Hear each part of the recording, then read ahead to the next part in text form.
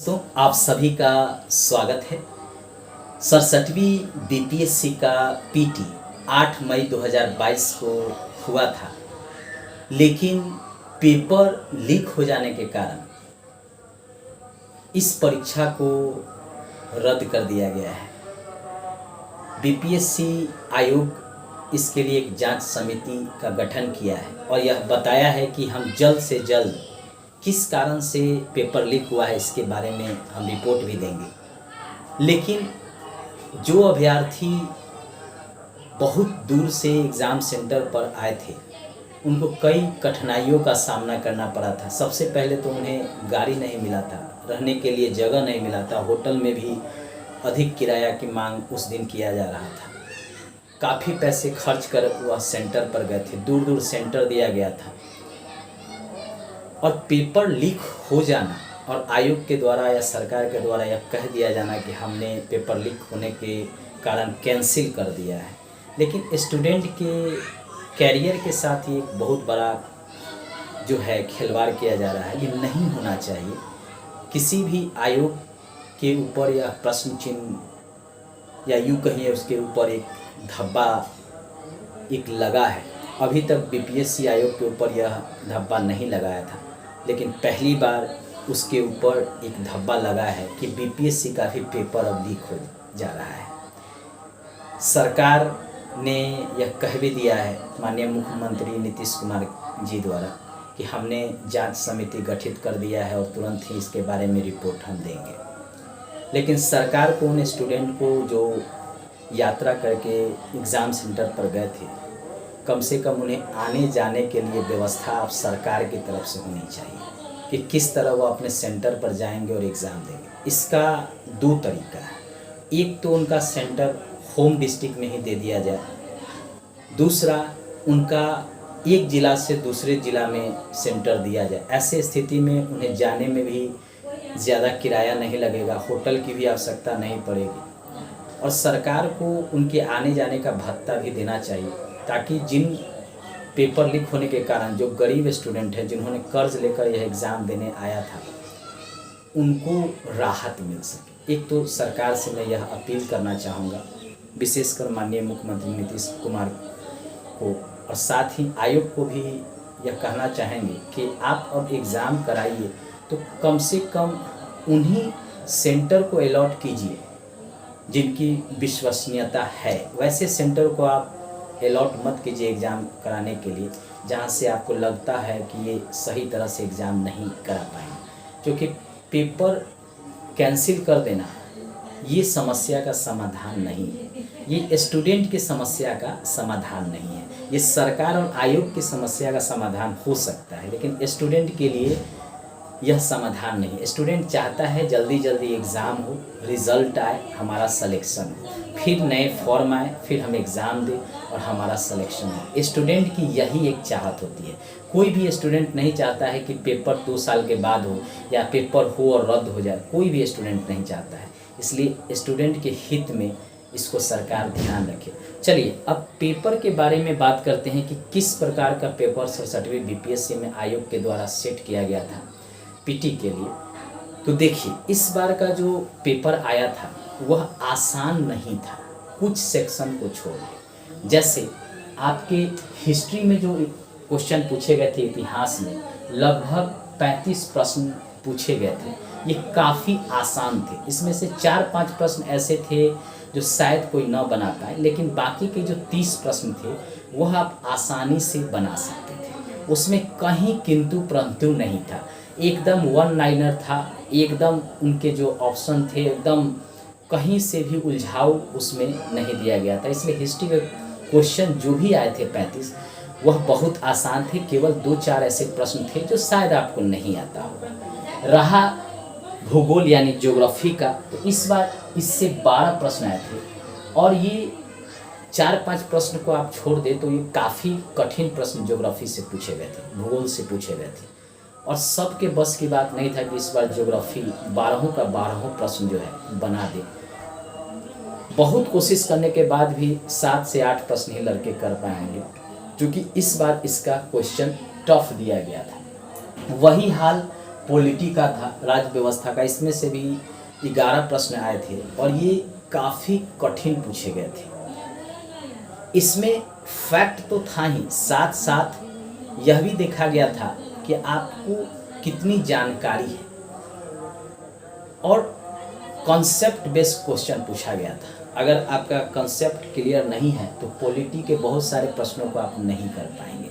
तो आयोग एक तो आपको पॉलिटी जो आप लूसेंट या ऑन बुक से आप फैक्ट रट के चले जाते थे, अब ऐसी बात नहीं है। अब आपको थ्रोली पढ़ना होगा पॉलिटी को। या तो आप लक्ष्मीकांत पढ़े, सुभाष कश्यप पढ़े, लेकिन लक्ष्मीकांत ही अधिकतर लोग पढ़ते हैं, क्योंकि कॉन्सेप्ट बेस्ड क्वेश्चन आया था पॉलिटी से और 11 प्रश्न थे। इसमें से आप 4-5 प्रश्न फैक्ट पे आधारित था, बाकी सब आपके कॉन्सेप्ट पे आधारित था। अब है इकोनॉमिक का प्रश्न, अर्थव्यवस्था का। तो इसमें 4 से 5 प्रश्न पूछे गए थे। वही आपका सर्वे से पूछा गया था, बिहार सर्वे से, भारत के सर्वे से, उनका जो बजट होता है उससे संबंधित था। और कुछ इकोनॉमिक के फैक्ट भी थे, जैसे पंचवर्षीय योजना से 1-2 प्रश्न थे, और भी राजकोषीय घाटा, ये सब पूछा गया था। तो ये तो पूछा ही जाता था। तो काफ़ी कठिन प्रश्न इकोनॉमिक्स से भी नहीं पूछे गए थे। 5 में 3 प्रश्न आप आसानी से कर लेंगे, 2 ही प्रश्न इसमें कठिन आया था। विज्ञान के प्रश्न जो थे वह भी न अधिक कठिन थे न ही अधिक आसान थे, लगभग एक बीच के स्तर का था, यानी मॉडरेट इसे कह सकते हैं। और ये जो प्रश्न था विज्ञान के, इसमें से भी लगभग आप 20 से 22 प्रश्न आसानी से कर सकते हैं। 5 से 7 प्रश्न या 8 प्रश्न ऐसे थे जो काफ़ी उलझाऊ थे, जो आपको थोड़ा डीप नॉलेज हो तभी आप इनके प्रश्नों को कर सकते हैं। गणित का प्रश्न पिछले बार की अपेक्षा इस बार टफ पूछा गया था। पिछला बार का जो प्रश्न था वो आसानी से आप बना लेंगे, लेकिन इस बार का जो गणित का प्रश्न था उसमें जो गणित बैकग्राउंड के हैं, मैथ बैकग्राउंड के हैं, उनके लिए तो आसान है, वो 10 में 10 कर ले जाएंगे। साइंस बैकग्राउंड वाले जो हैं वो आसानी से 10 में 8-9 कर ले जाएंगे, लेकिन जो आर्ट्स बैकग्राउंड के वह 3, 4, 5, 6 इससे ज़्यादा वो नहीं कर सकते हैं। तुक्का लगाएंगे तो 3 से 4 प्रश्न सही होंगे। अगर 2-3 प्रश्न बनाते हैं तो 6 से 7 प्रश्न बना सकते हैं। इस बार का जो गणित का प्रश्न था, मैथ का प्रश्न था, वो थोड़ा कठिन था अन की अपेक्षा। पहले था कि आप 10 ईयर के क्वेश्चन को अगर बना लेते थे तो उससे ही रिलेटेड प्रश्न पूछे जाते थे मैथ में, तो आप उसको आसानी से 8-9 के रेंज में बना सकते थे। इस बार ऐसा नहीं था। इस बार अगर आप बहुत कोशिश करेंगे, जो मैथ बैकग्राउंड के नहीं थे, तो वो 6 से 7 प्रश्न ही कर पाए होंगे। अब था बिहार विशेष। इसके प्रश्न जो थे लगभग 21 यानी 21 थे, और इसमें से 15-16 प्रश्न आसानी से किए जा सकते थे।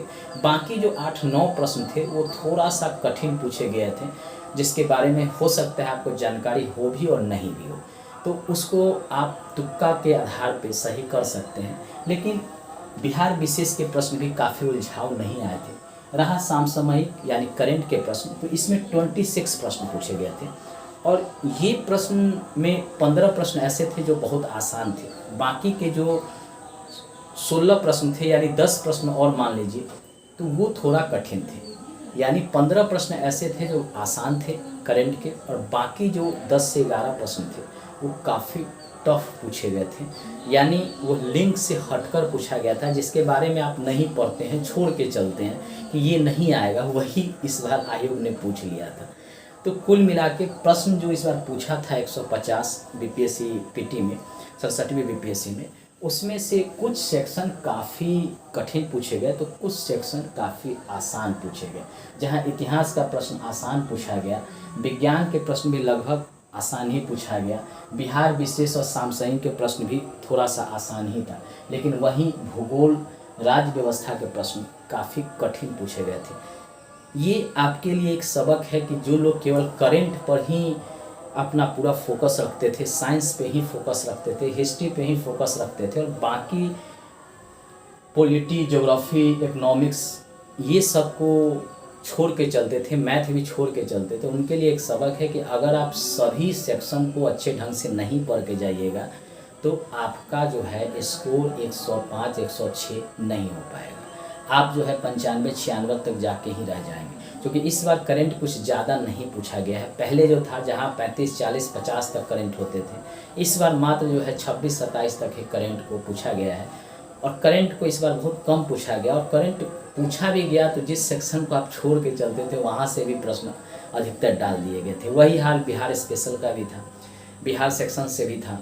तो आप जो है सभी सेक्शन को बारीकी से पढ़ें। चूँकि 67वीं बीपीएससी कैंसिल हो गया है तो मान के चले कि 1-1.5 महीने के बाद ही आपका एग्ज़ाम होने जा रहा है। क्योंकि अभी तो जांच होगी, फिर लीक क्यों हुआ है, पेपर लीक किस सेंटर से हुआ है, अगर सेंटर से हुआ है तो वहाँ कौन कौन दोषी हैं उनके बारे में आपको जानकारी दी जाएगी कि हाँ इस तरह से पेपर लीक हुआ।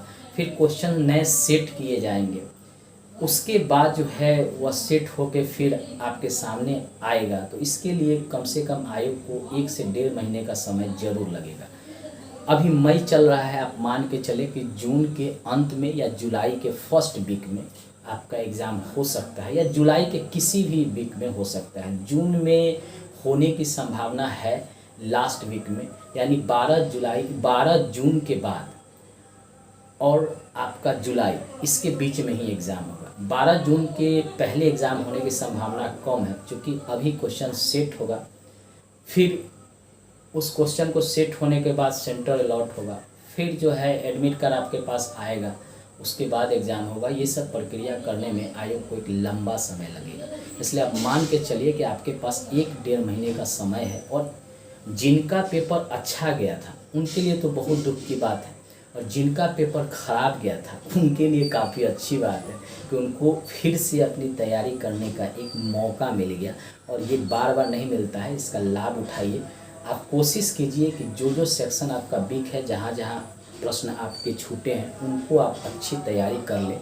क्योंकि आपके पास 1 से 1.5 महीने, हो सकता है कि 2 महीने का भी टाइम मिल जाए, और इसको रिवीज़न करने के लिए जितने सेक्शन आपके ख़राब हैं उनको सही करने के लिए काफ़ी है। एग्ज़ाम होगा, एग्ज़ाम ज़रूर 67वीं बीपीएससी का आयोग लेगा, और 68वीं का भी फॉर्म आने वाला है जल्दी।